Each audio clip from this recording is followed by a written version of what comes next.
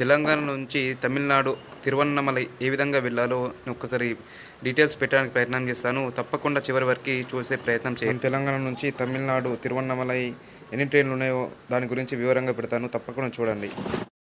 ముందుగా మన ఛానల్ని సబ్స్క్రైబ్ చేసుకోండి. Subscribe my channel Indur Karthik blogs.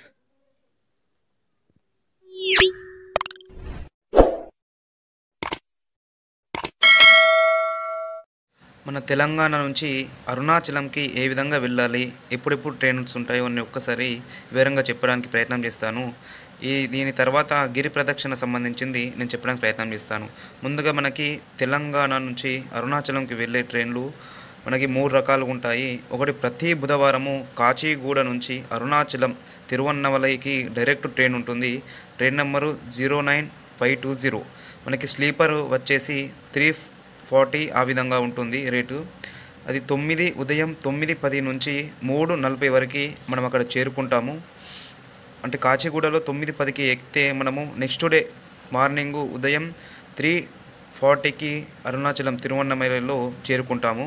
అలాగే నేను నిజామాబాద్ నుంచి వెళ్ళాను కాబట్టి నాకు ఉదయం వెనస్డే రోజు 6:10కి ఎక్కితే అరుణాచలంలో కరెక్ట్ ఎగ్జాక్ట్లీ 3:40కి దిగడం జరిగింది. అలాగే మనకి ఇంకొకటి ఫ్రైడే రోజు ఉంటుంది, వీక్లీ ఎక్స్ప్రెస్. అది దాని number 07435 Nagarsol weekly special express. అది సాయంత్రం అంటే 7:45 నుంచి ఎక్కితే మనకి నెక్స్ట్ డే 10:43 AM. అది కూడా మనకి 445 రేట్లో ఉంటుంది స్లీపరు.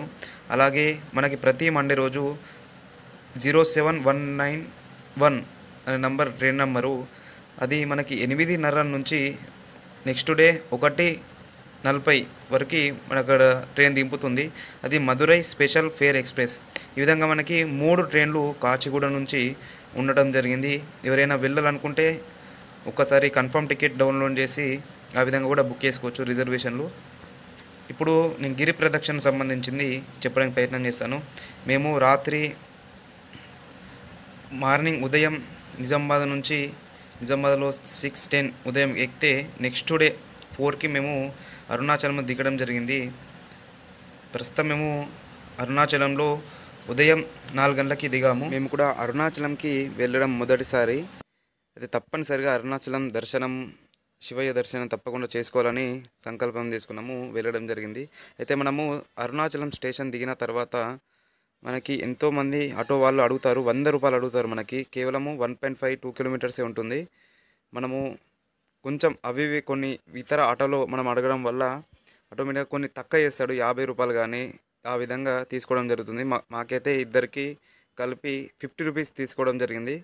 ప్రస్తుతం ఇదంతా కూడా అరుణాచలంలో ఉన్నటువంటి టౌన్. ఇదంతా కూడా నేను చూపెట్టేది అరుణాచలం స్టేషన్ నుంచి మనము మెయిన్ గుడికి తీసుకెళ్ళడం జరుగుతుంది. మనకి స్టేషన్ నుంచి మనకి కేవలం 1 నుంచి 2 కిలోమీటర్ మధ్యలో ఉంటుంది. అయితే అరుణాచలం మెయిన్ గుడి అంటే ఏదైతే గోపురం, రాజగోపురం ఉంటుందో అక్కడ మనని డ్రాప్ చేస్తారు. అక్కడ మనకి రూమ్స్ చాలా దొరుకుతాయి. 500 కానీ 800 కానీ. అలాగే మనకి రూమ్ కాకుండా కేవలము ఒక హాల్ లాంటిది కావాలనుకుంటే కూడా మనకి 100 రూపీస్కి దొరుకుతుంది. అలాగే లాకర్ కావాలంటే ఇంకొక 100 ఇవ్వాల్సి వస్తుంది.